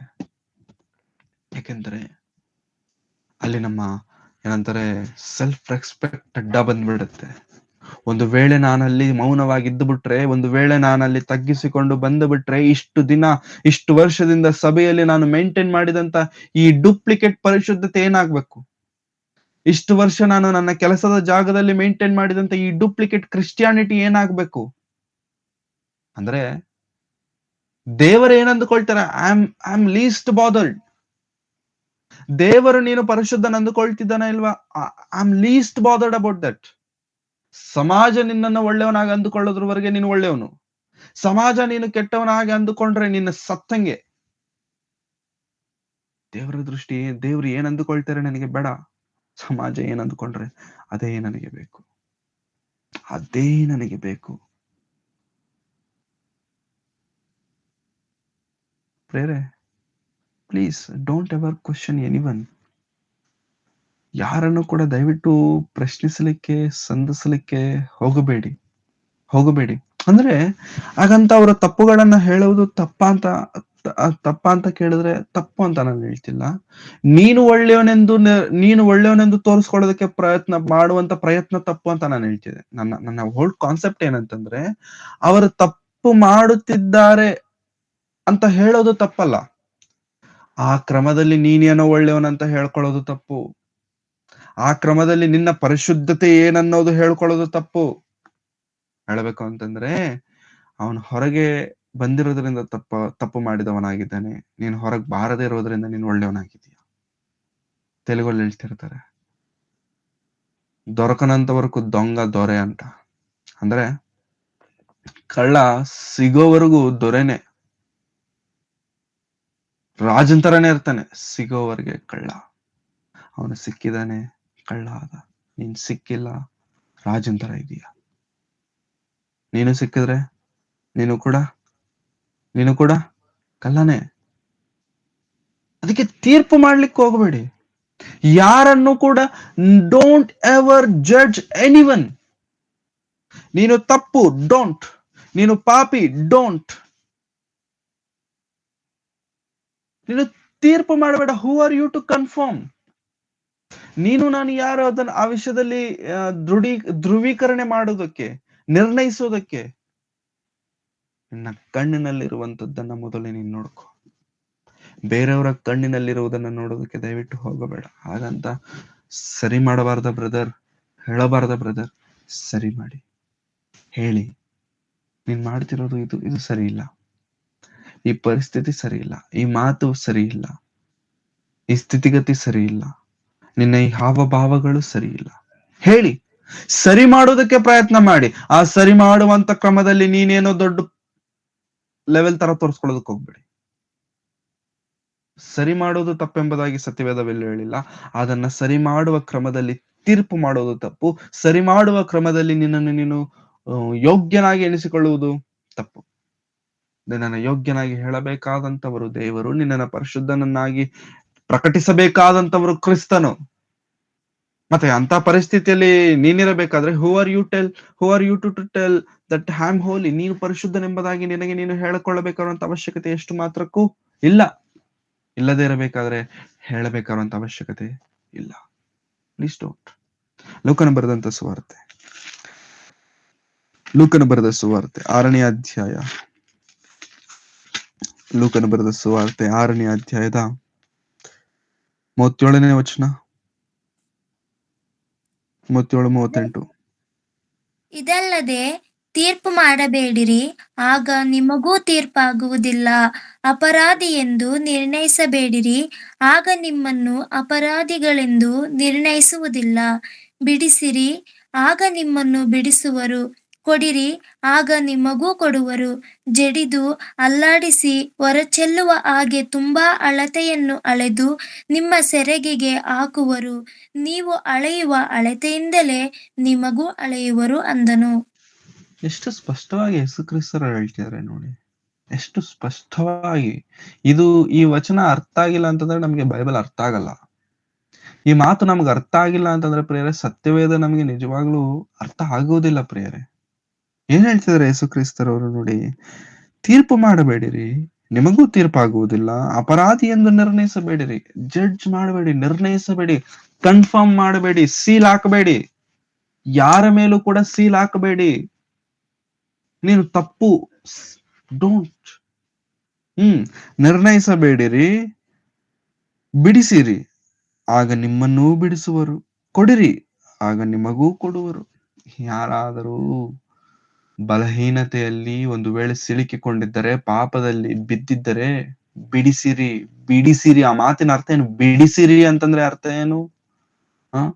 ಜಡ್ಜ್ ಮಾಡಿ, ತೀರ್ಪು ಮಾಡಿ, ಅವರನ್ನ ಇನ್ನೂ ಆಳಕ್ಕೆ ತಳ್ಳಿ, ಇನ್ನೂ ತುಳಿದು ಬಿಡಿ, ಅವ್ರನ್ನ ಇನ್ನೂ ಮೋಸ ಮಾಡ್ಬಿಡಿ, ಅವ್ರನ್ನ ಇನ್ನೂ ಒಂಥರ ಬಲಹೀನರನ್ನಾಗಿ ಮಾಡ್ಬಿಡಿ, ಒಡೆದು ಬಿಡಿ. ಇದ ಅರ್ಥ? ನೋ, ಹಾಗಲ್ಲ. Please be very careful. ವಚನಗಳು ನಮ್ಗೆ ಅರ್ಥ ಆಗಬೇಕು. ದೇವರ ಉದ್ದೇಶಗಳು ನಮ್ಗೆ ಅರ್ಥ ಆಗಬೇಕು. ನಮ್ಮ ಉದ್ದೇಶಗಳಲ್ಲ, ನಮ್ಮ ಆಲೋಚನೆಗಳಲ್ಲ.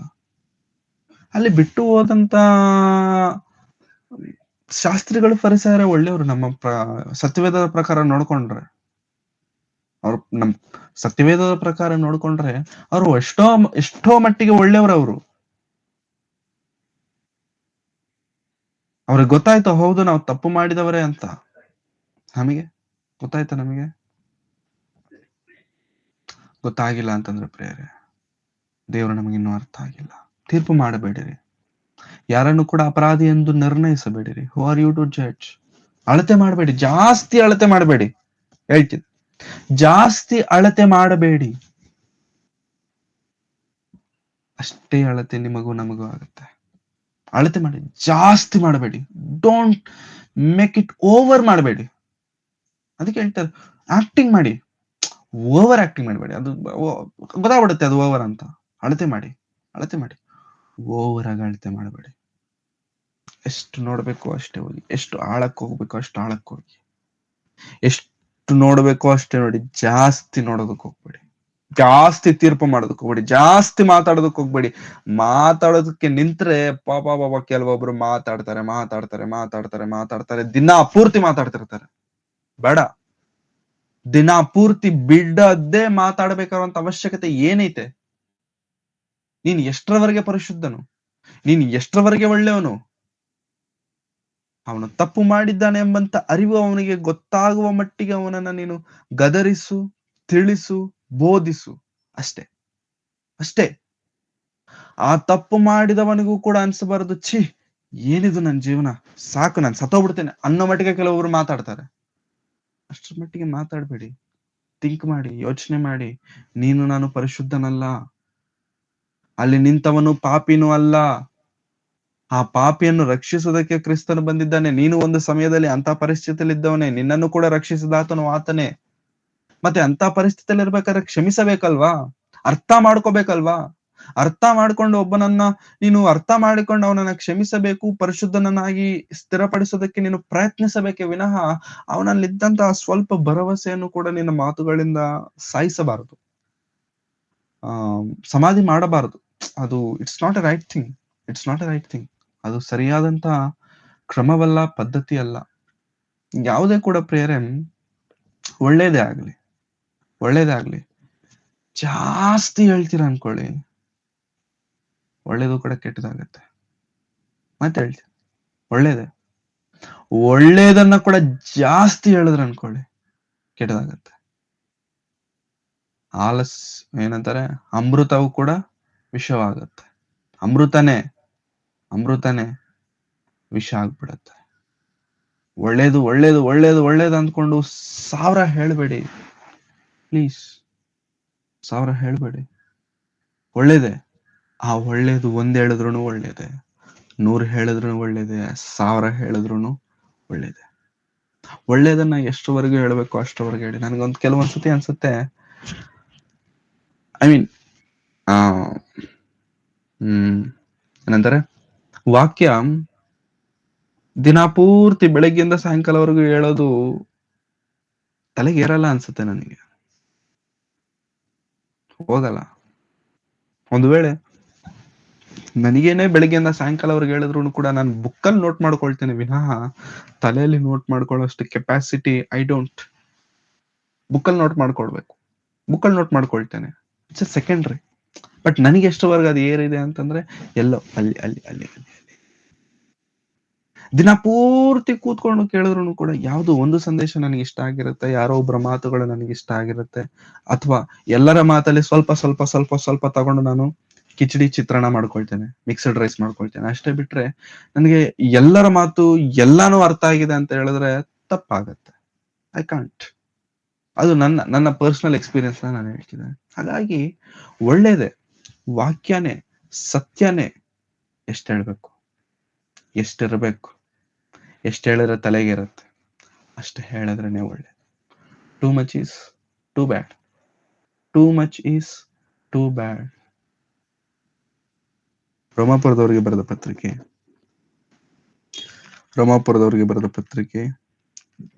2ನೇ ಅಧ್ಯಾಯ 1ನೇ ವಚನ. ರೋಮಾಪುರದವರಿಗೆ ಬರೆದ ಪತ್ರಿಕೆ 2ನೇ ಅಧ್ಯಾಯ ಪ್ರಾರಂಭದ ವಚನ. ಆದದ್ದರಿಂದ ಎಲೆ ಮನುಷ್ಯನೇ, ಮತ್ತೊಬ್ಬರಲ್ಲಿ ದೋಷವೆಣಿಸುವ ನೀನು ಯಾವನಾದರೂ ಸರಿಯೇ, ಉತ್ತರ ಹೇಳುವುದಕ್ಕೆ ನಿನಗೆ ಮಾರ್ಗವಿಲ್ಲ. ಹೇಗೆಂದರೆ, ಮತ್ತೊಬ್ಬರಲ್ಲಿ ದೋಷವೆಣಿಸುವುದರಿಂದ ನಿನ್ನನ್ನು ನೀನೇ ದೋಷಿಯೆಂದು ತೀರ್ಪು ಮಾಡಿಕೊಂಡ ಹಾಗಾಯಿತು. ಮತ್ತೊಬ್ಬರಲ್ಲಿ ದೋಷವೆಣಿಸುವ ನೀನು ಆ ದೋಷಗಳನ್ನೇ ನಡೆಸುತ್ತೀಯಲ್ಲ. ನಡೆಸುತ್ತೀಯಲ್ಲ. ಯಾವ ದೋಷವನ್ನಾದರೂ ನೀನು ಎತ್ತಿ ಮಾತನಾಡುತ್ತಿದ್ದೀಯೋ ಅದೇ ದೋಷವನ್ನ ನೀನು ಮಾಡ್ತಿಲ್ವಾ?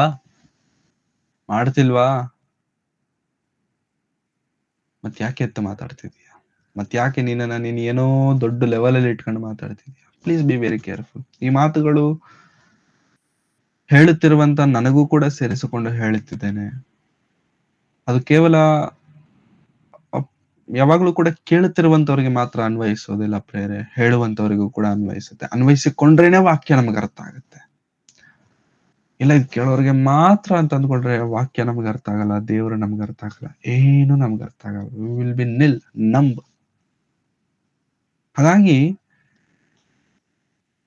ಯಾವ ವಿಷಯದಲ್ಲಿ ನೀನು ದೂಷಿಸುತ್ತಿದೆಯೋ, ಯಾವ ವಿಷಯದಲ್ಲಿ ನೀನು ತೀರ್ಪು ಮಾಡುತ್ತಿದೆಯೋ, ಆ ವಿಷಯದಲ್ಲಿ ನೀನು ಕೂಡ ಬಲಹೀನನೇ ಅಂತ ನಿನಗ್ ಗೊತ್ತಲ್ವಾ? ನಿನಗೆ ಗೊತ್ತು ತಾನೆ. ಗೊತ್ತು ಅಂತಂದ್ಮೇಲೆ ಸೈಲೆಂಟ್ ಆಗಿರ್ಬೇಕು ತಾನೆ. ಸೈಲೆಂಟ್ ಆಗಿರೋದು ಬಿಟ್ಟು why are you blaming? Don't blame anyone. Don't blame anyone. ಯಾರನ್ನು ಕೂಡ ಯಾವತ್ತು ಬ್ಲೇಮ್ ಮಾಡ್ಲಿಕ್ಕೆ ಹೋಗ್ಬೇಡಿ. That's not true. That's not the right way. ಅದು ಒಳ್ಳೇದಲ್ಲ.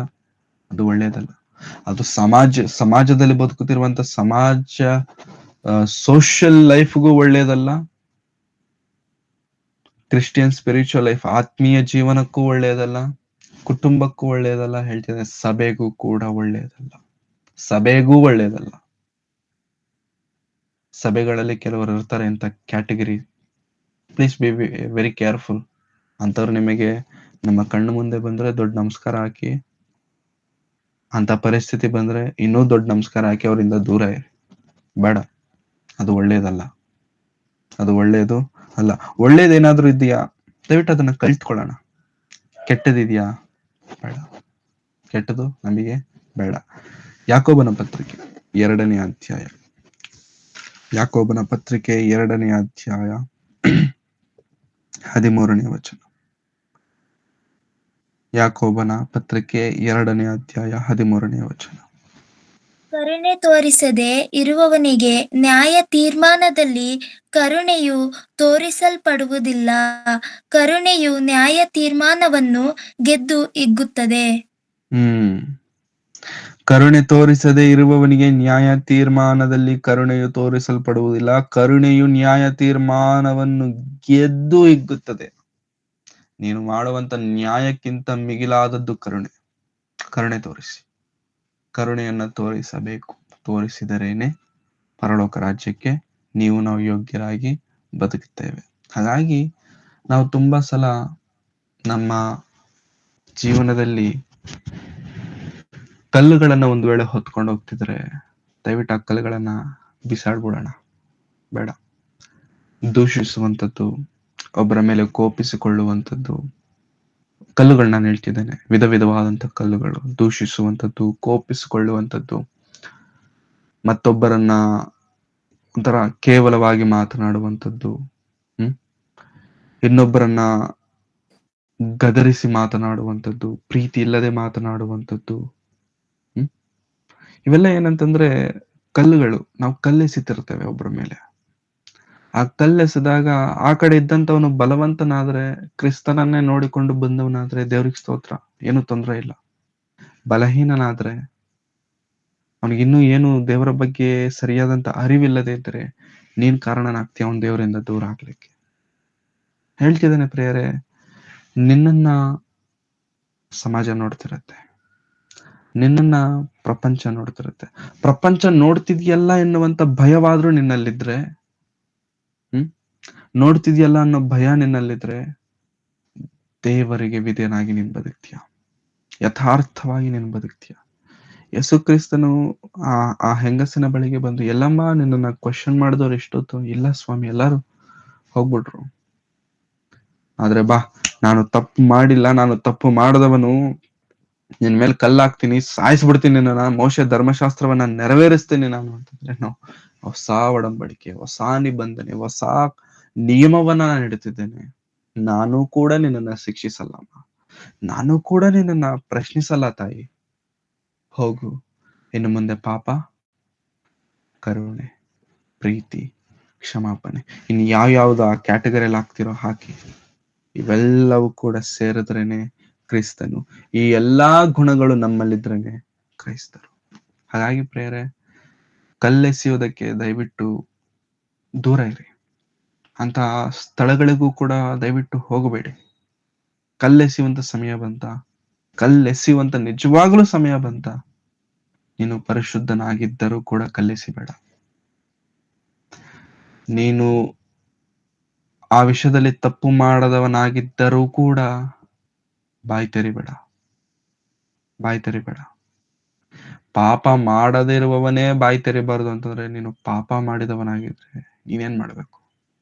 ನಾನೇನ್ ಮಾಡ್ಬೇಕು? ಪಾಪ ಮಾಡಿದವನಾಗಿದ್ರೆ ಸೈಲೆಂಟ್ ಆಗಿರ್ಬೇಕು. ತೀರ್ಪು ಮಾಡಬೇಕಾದವನು ನೀನು, ನಾನಲ್ಲ. ತೀರ್ಪು ಮಾಡಬೇಕಾದವರು ದೇವರು. ಪ್ಲೀಸ್, ಕುಟುಂಬದಲ್ಲಂತ ಪರಿಸ್ಥಿತಿ ನಿಮಗೆ ಬರ್ತಿದೆಯಾ? ಮಾಡಬೇಡಿ. ಏನೋ ಕೋಪದಲ್ಲಿ 2-3 ಮಾತಂತೀರ, ಅಂದಬೇಡಿ ಅಷ್ಟೇ. ತೀರ್ಪು ಮಾಡುವಂತ ಪರಿಸ್ಥಿತಿಗೆ ಹೋಗ್ಬೇಡಿ. ಕೆಲಸದಲ್ಲಿ ಬಂತಿದ್ಯಾ? ದಯವಿಟ್ಟು ಹೇಳ್ತಿದ್ದೇನೆ, ಕೆಲಸದ ವಿಚಾರದಲ್ಲಿ ಮಾತಾಡ್ಲಿಕ್ಕೆ ಹೋಗ್ಬೇಡಿ. ಕೋಪ ಬಂದ್ರೂ ಮಾತಾಡ್ಬೇಡಿ. ನೀವು ಮನೇಲಿ ಮಾತಾಡೋದು ಬೇರೆ ವಿಚಾರ ಆಗುತ್ತೆ, ಹೊರಗಡೆ ಮಾತಾಡೋದು ಬೇರೆ ವಿಚಾರ. ದಯವಿಟ್ಟು ಮಾತಾಡಬೇಡಿ. ಸಭೆಯಲ್ಲಂತೀರಾ ನಿಮ್ಮ ಬಾಯನ್ನ ಕಾಪಾಡಿಕೊಳ್ಳಿ. ನೀವೇನು ಮಾತನಾಡುತ್ತಿರೋ ಬಹಳ ಎಚ್ಚರಿಕೆಯಿಂದ ಇರಿ. It is very important to ನಮ್ಮ ತುಟಿಗಳನ್ನ, ನಮ್ಮ ನಾಲಿಗೆಯನ್ನ ಕಾಪಾಡಿಕೊಳ್ಳುವಂಥದ್ದು ಬಹಳ ಬಹಳ ಪ್ರಾಮುಖ್ಯ. ನಮಗೆ ನಮ್ಮನ್ನು ನಾವು ಒಳ್ಳೆಯವರು ಅಂತ ತೋರಿಸ್ಕೊಳ್ಳುವಂತ ಸಮಯ ಬಂದ್ರೆ ನಾವು ಕಂಟ್ರೋಲ್ ತಪ್ಪಿಬಿಡ್ತೇವೆ. ಬೇಡ. ಇಷ್ಟು ಮಾತುಗಳು ಹೇಳಿದ ನಂತರವೂ ಕೂಡ, ಈ ಮಾತುಗಳನ್ನ ಕೇಳಿದಂತ ನಾವೆಲ್ಲರೂ ಕೂಡ ಬದಲಾಗ್ಬಿಡ್ತೇವೆ ಅನ್ನುವಂತ ನಂಬಿಕೆನೂ ಕೂಡ ನನಗಿಲ್ಲ. ಹೇಳ್ತಿದ್ದೇನೆ, ಕೇಳಿದ ತಕ್ಷಣ ನಾವೆಲ್ಲರೂ ಬದಲಾಗ್ಬಿಡ್ತೇವ? ನೋ. ನಿಜವಾಗ್ಲೂ ಈ ಮೆಸೇಜ್ ಆಗಿದ ತಕ್ಷಣ ಅಂತ ಸಿಚುವೇಶನ್ ಬಂದ್ರೆ 100ಗೆ 70% ನಾನು ಹೇಳ್ತೇನೆ, ಈ ಮಾತುಗಳು ನಮ್ಗೆ ನೆನಪಾಗಲ್ಲ, ಮರ್ತೋಗ್ತೇವೆ. ಮತ್ತೆ ಬ್ಲೇಮ್ ಮಾಡ್ಲಿಕ್ಕೆ ಹೊರಗಡೆ ನಿಂತ್ಕೊಂಡು ಸಮಾಜದಲ್ಲಿ ನಾವೇ ನ್ಯಾಯ ತೀರ್ಪರಿಗಳಾಗ್ಬಿಡ್ತೇವೆ. ಈ ಮಾತುಗಳನ್ನು ಕೇಳಿ ಒಬ್ಬರಾದರೂ ರಕ್ಷಣೆಗೆ ಬಂದ್ರೆ ಅಲ್ಲ, ನಾವೆಲ್ಲರೂ ರಕ್ಷಿಸಲ್ಪಟ್ಟವರೇ. ದೀಕ್ಷಾ ಸ್ನಾನವನ್ನು ಒಬ್ಬರಾದರೂ ಬದಲಾದರೆ, ಅದರಲ್ಲಿ ನನ್ನನ್ನು ಕೂಡ ಇನ್ಕ್ಲೂಡ್ ಮಾಡ್ಕೊಳ್ತಿದ್ದೇನೆ. ಬದಲಾದರೆ ಅದಕ್ಕಿಂತ ಸಂತೋಷ ಬೇರೆ ಯಾವುದೂ ಇರೋದಿಲ್ಲ ಪರಲೋಕದಲ್ಲಿರುವಂತ ದೇವರಿಗೆ. ಕಲ್ಲೆಸೆಯೋದು ಬೇಡ, ಕಲ್ಲಿಟ್ಕೊಳ್ಳೋದೇ ಬೇಡ. ಎಸೆಯೋದು 2ನೇ ಮ್ಯಾಟರ್. ಕಲ್ಲಿಟ್ಕೊಳ್ಳೋದೇ ಬೇಡ ಅಂದ್ರೆ ಯಾರ ಮೇಲೂ ದ್ವೇಷ ಇಟ್ಕೋಬೇಡಿ, ಯಾರನ್ನೂ ತಪ್ಪೆಂಬುದಾಗಿ ತೋರಿಸಬೇಡಿ, ಯಾರನ್ನೂ ದೂಷಿಸಬೇಡಿ, ಯಾರ ಮೇಲೂ ಕೆಟ್ಟ ಅಭಿಪ್ರಾಯವನ್ನು ಇಟ್ಕೊಳ್ಬೇಡಿ. ಅವನು ಕೆಟ್ಟದನ್ನ ಮಾಡಿದಾಗ್ಯೂ ಕೆಟ್ಟದನ್ನ ಬಯಸಬೇಡಿ. ಶಿಲುಬೆಯಲ್ಲಿ ಪ್ರಾಣವನ್ನ ತೆಗೆಯುತ್ತಿರುವಂತ ಕ್ರಿಸ್ತನನ್ನು ಹೇಳನೆ ಮಾಡುತ್ತಿರಬೇಕಾದ್ರೆ ಶಿಲುಬೆ ಮೇಲೆ ಇರಿಸಿ ತಪ್ಪೊರಿಸೋದಕ್ಕೆ ಎಷ್ಟು ಸಮಯ ಬೇಕಿತ್ತು ಯೇಸು ಕ್ರಿಸ್ತನಿಗೆ? ಅಗ್ನಿ ಗಂಧಕಗಳಿಂದ ಸುಟ್ಟು ಬಿಡು ಕ್ರಿಸ್ತ ದೇವರೇ ಅಂತ ಹೇಳಿದ್ರೆ ಎಷ್ಟೊತ್ತು ಬೇಕಿತ್ತು ದೇವರಿಗೆ ಸುಟ್ಟು ಹಾಕ್ಲಿಕ್ಕೆ? ಎಷ್ಟೊತ್ತು ಬೇಕಾಗಿತ್ತು ಪ್ರಾಣಗಳನ್ನ? ಇವರೇನ್ ಮಾಡ್ತಿದ್ದಾರೆ? ಅವರಿಗೆ ಗೊತ್ತಿಲ್ಲ. ಇದು ಪ್ರೀತಿ, ಇದು ಕ್ಷಮಾಪಣೆ, ಇದು ಕರುಣೆ ತೋರಿಸಿ ನಮಗೆ ಕರುಣಿಸುತ್ತೆ. ತೀರ್ಪು ಮಾಡಿ ನಿಮಗೂ ತೀರ್ಪಾಗುತ್ತೆ. ಅಳತೆ ಮಾಡ್ತೀರಾ, ನಿಮಗೂ ಅಳತೆ ಆಗುತ್ತೆ. Please be very careful. ದೇವರು ತಾನೇ ಈ ಮಾತುಗಳಿಂದ ನಮ್ಮೊಂದಿಗೆ ಮಾತನಾಡಬೇಕೆಂಬುದಾಗಿ ಕೇಳಿಕೊಳ್ಳುತ್ತಾ, ಈ ಮಾತುಗಳಿಂದ ನಮ್ಮ ಹೃದಯಗಳನ್ನು ದೇವರು ಬದಲಾಯಿಸಿ ತನ್ನ ರಾಜ್ಯಕ್ಕಾಗಿ, ನೀತಿಗಾಗಿ ಯಥಾರ್ಥವಾಗಿ ನಿಂತವರಾಗಿ ದೇವರು ತಾನೇ ನಮ್ಮೆಲ್ಲರನ್ನು ನಡೆಸಬೇಕೆಂಬುದಾಗಿ ಕೇಳಿಕೊಳ್ಳುತ್ತಾ ನನ್ನ ಮಾತುಗಳನ್ನ ಮುಗಿಸ್ತಿದ್ದೇನೆ. ಕಣ್ಣುಗಳನ್ನು ಮುಚ್ಚಿ ತಲೆಗಳನ್ನು ಬಾಗಿಸಿ ಪ್ರಾರ್ಥನೆ ಮಾಡಿ. ಪ್ರೀತಿ ಸ್ವರೂಪನಾದ ತಂದೆಯಾದ ದೇವರೇ, ನಿಮ್ಮ ಪರಿಶುದ್ಧವಾದ ನಾಮಕ್ಕಾಗಿ ನಿಮಗೆ ವಂದನೆಗಳನ್ನು ಸಲ್ಲಿಸ್ತೇನೆ ಸ್ವಾಮಿ. ಕರ್ತನೆ, ನಾವು ಎಷ್ಟರ ಮಟ್ಟಿಗೆ ಒಳ್ಳೆಯವರೆಂಬುದಾಗಿ ನಮಗೆ ಗೊತ್ತು. ನಮ್ಮ ಆಲೋಚನೆಗಳು ಎಷ್ಟು ಪರಿಶುದ್ಧವಾಗಿದ್ದಾವೆ ಎಂಬುದಾಗಿ ನಮಗೆ ಗೊತ್ತು ಕರ್ತನೆ. ಪರಿಶುದ್ಧತೆ ಇಲ್ಲದಂತ ನಾವು ಪರಿಶುದ್ಧರಾಗಿ ತೋರಿಸಿಕೊಳ್ಳೋದಕ್ಕೆ ಪ್ರಯಾಸ ಪಡುತ್ತೇವೆ. ಮಲಿನವಾದಂತ ನಮ್ಮ ಬದುಕುಗಳನ್ನ ಕರ್ತನೆ ನಿಮ್ಮ ಮುಂದೆ ಅಲ್ಲ ಕರ್ತನೆ, ಸಮಾಜದ ಮುಂದೆ ಯೋಗ್ಯರಾಗಿ ಪರಿಶುದ್ಧರಾಗಿ ನಿಲ್ಲಿಸಿಕೊಳ್ಳುವುದಕ್ಕೆ ಪ್ರಯತ್ನಿಸ್ತಿದ್ದೇವೆ ವಿನಃ ಪಾಪವನ್ನು ಬಿಡಲಿಕ್ಕೆ, ಬಲಹೀನತೆಗಳನ್ನು ಜಯಿಸಿ ಬಲವನ್ನ ಹೊಂದಲಿಕ್ಕೆ ನಮ್ಮ ಬಾಯನ್ನು ಕಾಪಾಡಿಕೊಳ್ಳಲಿಕ್ಕೆ ಎಷ್ಟು ಮಾತ್ರವೂ ನಾವು ಪ್ರಯತ್ನ ಮಾಡುತ್ತಿಲ್ಲ. ಈ ಮಾತುಗಳನ್ನು ಕೇಳಿದ ನಂತರವಾದರೂ ನಮ್ಮನ್ನು ನಾವು ಬದಲಾಯಿಸಿಕೊಳ್ಳುವಂತೆ ಸಹಾಯ ಮಾಡಿ. ಬದಲಾವಣೆ ಇಲ್ಲದೆ ಇರುವಂತ ಕ್ರೈಸ್ತನು ಕ್ರೈಸ್ತನೇ ಅಲ್ಲ, ಕೆಟ್ಟದ್ದನ್ನು ಬಿಡದಂತ ಕ್ರೈಸ್ತನು ಕ್ರೈಸ್ತನೇ ಅಲ್ಲ ಎಂಬಂತ ಮಾತು ಸತ್ಯವಾದ ಮಾತಾಗಿದೆ. ಆ ಮಾತಿಗೆ ತಕ್ಕಂತೆ ನಾವೆಲ್ಲರೂ ಬದುಕುವಂತೆ ಸಹಾಯ ಮಾಡಿ. ನಮ್ಮ ಬಲಹೀನತೆಯಲ್ಲಿ ನಿಮ್ಮ ಬಲವನ್ನು ದಯಪಾಲಿಸಿ. ಕಲ್ಲೆಸೆಯುವವರಾಗಿ ನಾವಿರದೆ ಕಳ್ಳು ಬಿಟ್ಟು ಮನುಷ್ಯರನ್ನು ಬದಲಾಯಿಸುವವರಾಗಿ ನಾವೆಲ್ಲರಿರುವಂತೆ ಸಹಾಯ ಮಾಡಿ. ಕರ್ತನೆ, ತಿಳಿದು ತಿಳಿಯದೆ ಒಂದು ವೇಳೆ ನಮ್ಮಲ್ಲಿ ಅಂತಹ ಬಲಹೀನತೆ ಇದ್ದರೆ ನಮ್ಮನ್ನು ಕ್ಷಮಿಸಿ. ಇನ್ನು ಮುಂದಾದರೂ ಆ ಬಲಹೀನತೆಯನ್ನು ಹೊತ್ತು ತಿರುಗದೆ ನಿಮ್ಮಲ್ಲಿರುವಂತ ಬಲವನ್ನು ಸಮಾಜಕ್ಕೆ, ಅನೇಕರಿಗೆ ಹಂಚುವವರಾಗಿ, ಪ್ರಕಟಿಸುವವರಾಗಿರುವಂತೆ ಕೃಪೆ ತೋರಿಸಿ. ಹಾಗೆ ನೀವು ಮಾಡುತ್ತೀರೆಂಬುದಾಗಿ ನಂಬುತ್ತಾ ಕೇಳಿದಂತ ಮಾತುಗಳನ್ನು ಬಿಟ್ಟು ಬಿಡದೆ ನಮ್ಮ ಹೃದಯಗಳಲ್ಲಿ ಇಟ್ಟುಕೊಳ್ಳುವಂತೆ, ಹೇಳಿದಂತ ನನಗೂ ನಿಮ್ಮ ಕೃಪೆಯನ್ನು ದಯಪಾಲಿಸಿ, ಹೇಳಿದಂತ ಮಾತಿನ ಪ್ರಕಾರ ಬದುಕುವಂತೆ ಬಲವನ್ನು ದಯಪಾಲಿಸಿ ನಡೆಸಬೇಕೆಂಬುದಾಗಿ ಬೇಡಿಕೊಳ್ಳುತ್ತಾ ಯೇಸು ಕ್ರಿಸ್ತರವರ ಪರಿಶುದ್ಧವಾದ ನಾಮದಲ್ಲಿ ಪ್ರಾರ್ಥಿಸಿ ಬೇಡಿ ಹೊಂದಿದ್ದೇನೆ, ತಂದೆಯಾದ ದೇವರೇ, ಆಮೆನ್. ನಮ್ಮ ತಂದೆಯಾದ ದೇವರ ಪ್ರೀತಿಯು, ಕರ್ತನಾದಂಥ ಯೇಸು ಕ್ರಿಸ್ತರವರ ಕೃಪೆಯು, ಪವಿತ್ರಾತ್ಮನ ಅನ್ಯೋನ್ಯತೆಯು, ಸಹವಾಸ ಇಂದಿಗೂ ಎಂದಿಗೂ ಸದಾ ಕಾಲವು ಕರ್ತನು ಬರುವ ತನಕ ನಮ್ಮೆಲ್ಲರೊಂದಿಗೆ ಸದಾ ನೆಲೆಯಾಗಿರಲಿ ಸ್ವಾಮಿ. Amen, amen, amen. Thank you very much. ಎಲ್ಲರಿಗೂ ವಂದನೆ.